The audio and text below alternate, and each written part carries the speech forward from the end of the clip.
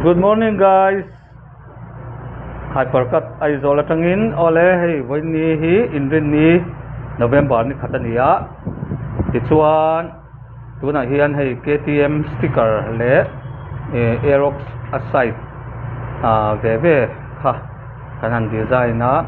hemi kan design hi anei tu te du dan ania hemi logo am ti te hi chuan hei ta ngan designer turu puru zawa omani chuan hei hi a pei fel thokat to a logo khi a te deuh lawng mo ke lawng mo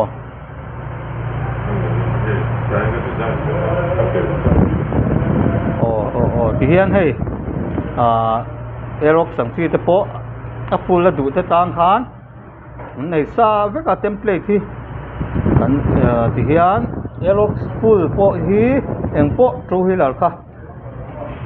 sanga ni top mai ni hatlom ani sanga tlom takani kan material man zong tenen chuan ti kha kanan soinon le du ni se hemi ti zo hian khol hian aron print out lenga hei heta hian kan cutter om boka chuan adu tan sticker neu hi hei kan siam reng boka ale thei zel ani sticker te kan ti tlom ani patni somnga so in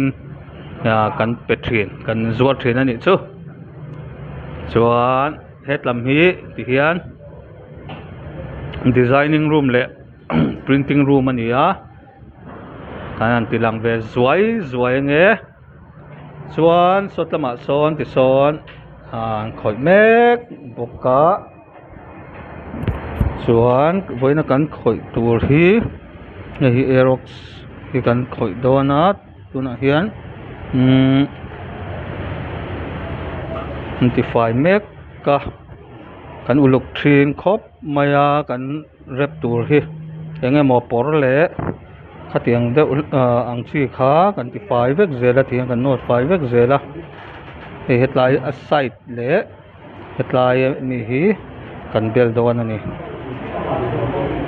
kina kan bel chua kan lo tilang zelanga ti chuan hei hi ray ania ani hi chuan print out kha print out kha ati lutuk lawa ti hian design kan siam chop saka siam tu hi kan designer hemi big lo khoi tu hi heta pentia ani hian a free hand ang chi khan du tokin design hi ti thei vek bokani heta computer a design ngai lo khan tuna hian hei a design sak me ka chuan hetlai hi a design lenga dakina design chua po kha kan lon tilang le zel tura ngai la chuan hetlama hian Aerox ani lo hei hi Bergman ania hetlai kan bel to sa thawani visor hi hei graphic in kan ti saka chuan hei hi smoke tape ti vel kha an vo mek bokani heile ron print chuak le ta vut mai kan design sa hau kha hei hi Aerox site ami tur le a head ami tur ania a rong po hi ama rong ang khanin kan print chu sak vek bokka tikhuan hei ero hi chu bel thua ang chi khani lavin logo ama du ang thap kha chuan kai tir ngal thlap ani thadon lutuk amoi po ai moi hei bi kani mo bel thua ang chi kha chuan bel thua design pack ang chi po hang kan ti thei vek thawania indu chuan heta hian expert lutuk tak mai kan kola khatiang lama mi expert lutuk pentia a thut sil reng bokani hypercut hi local zero kan ti tlom box si quality tha box si hei ba khi chu to chuang lawang khwa vela hian tiang vel ani ko in huang khuan ti khuan an print chua kanga nakin akan bel trananga ron tilang zelang chuan hei ma ni dor chei du tan po kan print thei veka hei ke ni po kan dora ti hian kan sei veka car chi hrang hrang ang khan mo so tlai chuan so kan bang te po graffiti kan ti ang chi ho te atiang khanin bang te po khi kan eng lo veka kan sei vek bawk ani chuan hetlamah hian design le mol boka rei lam sticker tur ani awm e a hei hi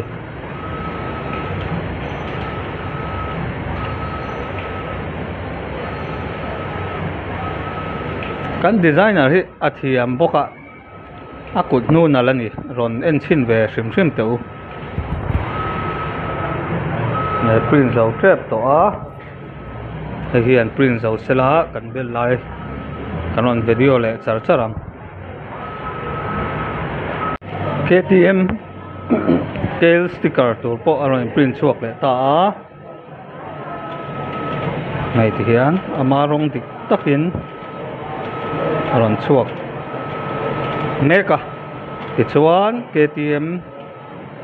ti po aron print tel ngal thapani nakina kan belanga khu kan laminate le don ani laminate te po kan ti thei vek o PPF te po kan ti theia kan ti tlom PPF phei chu scooty bike a full hian sanga tanga sangruk in kara chau ti kan ti sak the ni PPF made in Korea PPF hi kan nei tha Korea siam ngat kan kolani tuna hian zo felta e ti chuang khol en kat bunganga gan rep turin la pheyanga palmal sar don ni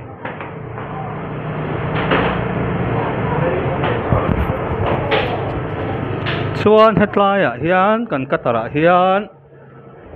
bel tu then khat aron kat le bokanga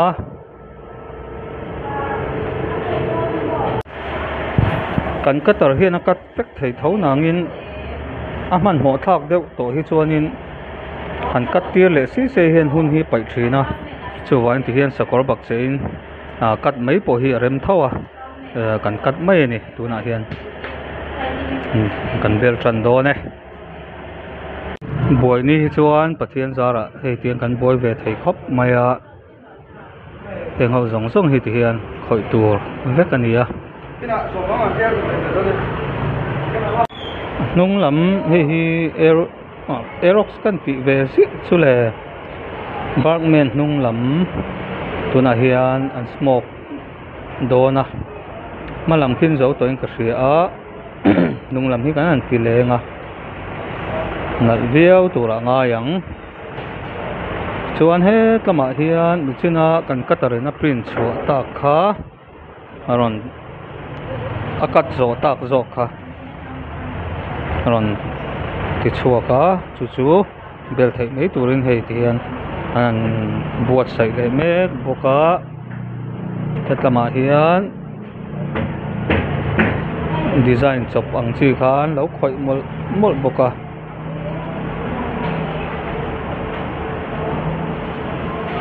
penti hianin tiang ang bi khi expert ani wangin ani hian chang topa katia free hand mani kut nge ya design hi ne so em ani hi chuan entinan in duang chi po kha I phone a te po rong keng ta ula hetiang heng ka du tia iron huang chi po kha hetiang free hand ang chi po hian ti chu subject thei cheu ni o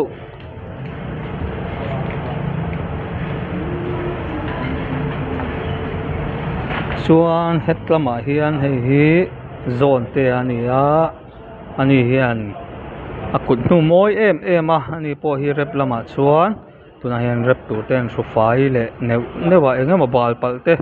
I vai vut khatiang ang bol ang chi te om hian a rep hi ati pong hei chunga tang hian aron ti pong ve thina nal lo du awangin khatiang om lo thei turang ber khanin kan buat sai ma savek thina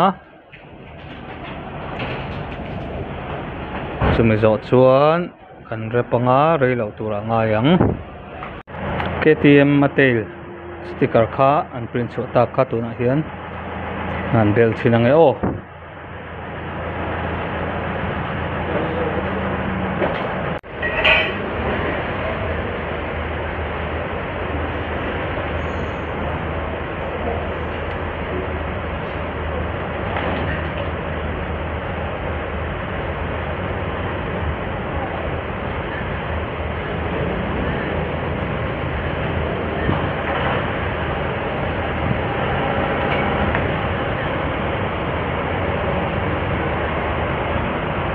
môi liên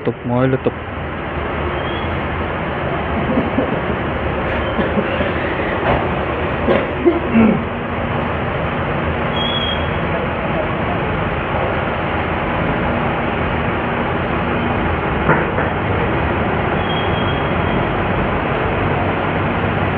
cột hi ang i langai khop mai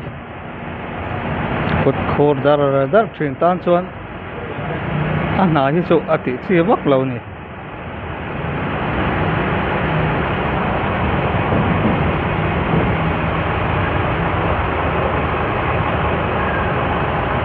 kha mo an laminate le do na ba khan mo laminate rem tur space lem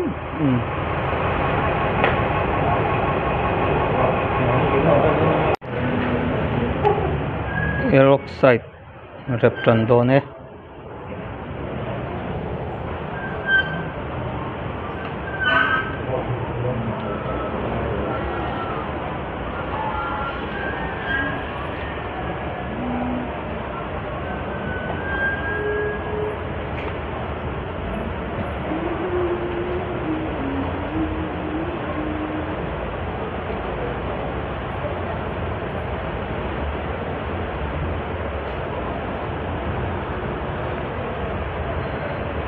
na hi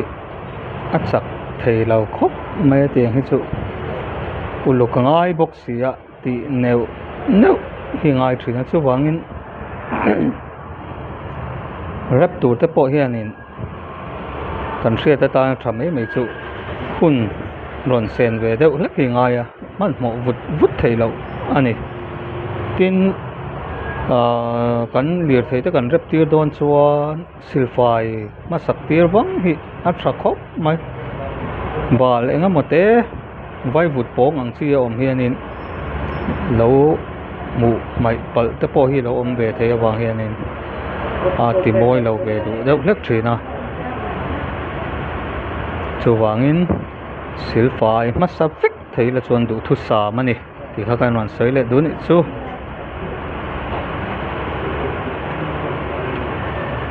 cô thì quán logo in print sa thấp kha ta lúc sahi nal thri na ni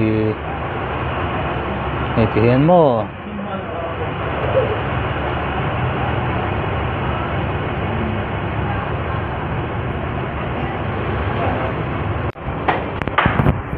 ole hei Aerox chu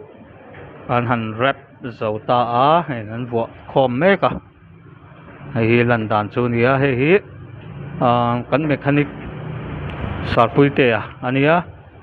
tuna hian engemaw chia chiang lo deuh hlek two wheeler ang chi te pawh kan la siam thei le zel ani chumo rep ringot ni lo hian kan khoi chikim ang reng ve viau tho ani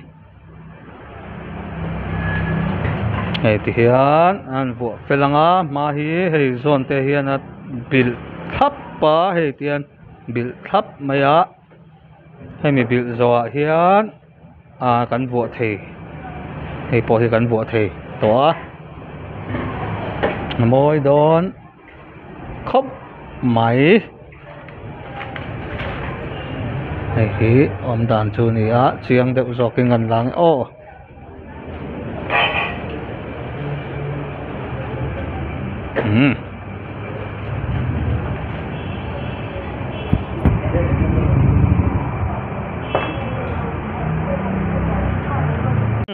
ti chuan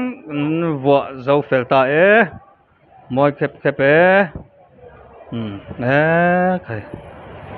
customer ten ring tok takin kan hnen an lon da thina ke ni pona thaber ber lo pe ki kan du thu sa mani ti kha kan soi du ni kan lo me ole hei free hand ho po zo fel ta hei tian design kha hei chu mania kutakat chop vek kha ani nei adu kha chuan hypercut kha ron panding top mai te u